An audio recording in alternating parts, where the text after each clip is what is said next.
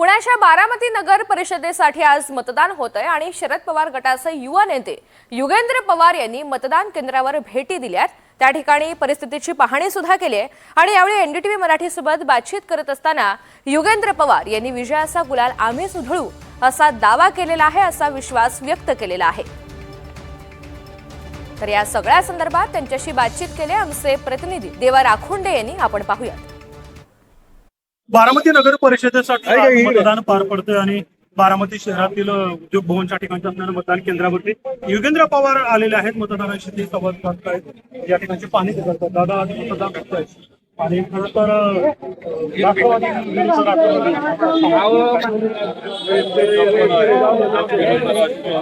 BSP आहे, शिवसेना, काँग्रेस, वंचित बहुजन आघाडी आहे, अपक्ष उमेदवार आहेत, पक्ष आहेत, भरपूर उमेदवार आहेत। बारामतीकर हे उमेदवाराकडे बघून तिथं मतदान करतील।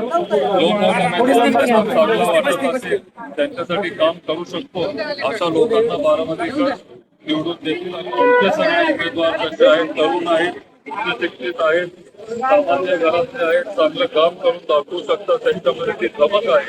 अशा लोकांना निश्चित बारामतीकर निवडून। दादा आता लोकसभेच्या निमित्तानं दोन्ही राष्ट्रवादीमध्ये पहिला अंक पाहायला मिळाला, विधानसभेला मिळाला, आज नगर परिषद तिसरा अंक काय असेल या अंकातून आपल्याला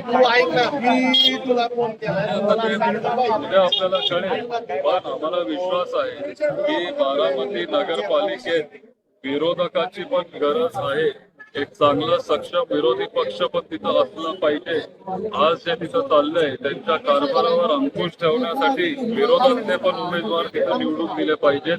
हे बारामतीच्या फायद्याचं आहे आणि लोकशाहीसाठी हे फायद्याचं आहे। बारामतीकरांना हे माहिती आहे, तर 100% आमचे पण उमेदवार तिथं निवडून पाठवतील। सांगतामध्ये उपमुख्यमंत्री अजित पवार असं म्हणाले की सिंगापूरच्या धर्तीवर बारामतीचा विकास करायचा असेल तर मीच हवा, त्यांच्या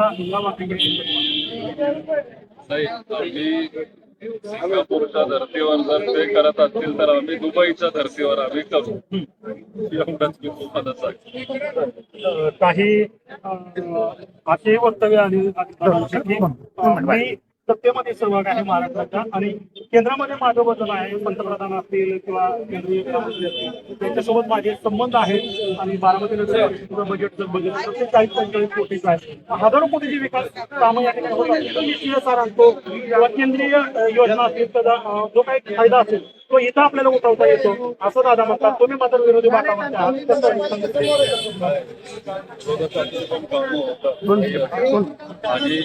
आदरणीय अजितदादा इथले आमदार पण आहेत, पालकमंत्री आहेत, महाराष्ट्र राज्याचे उपमुख्यमंत्री पण आहेत। त्यांच्या पाठीमागे मोठी ताकद आहे आणि 100% ते इथे निधी आणू शकतात।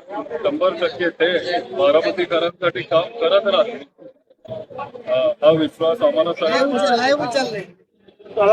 लोकसभेला जर बघितलं तर विधानसभेलाही विरोधकांना माळेगाव कारखान्याच्या वेळी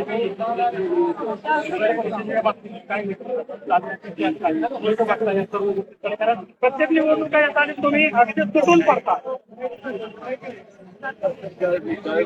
मला सगळं माहिती आहे, जनता तुमची आहे, सगळ्यांना सगळं माहिती आहे। मला शेवटचा प्रश्न, विजयाचा गुलाल नाही उधळला काय हा विश्वास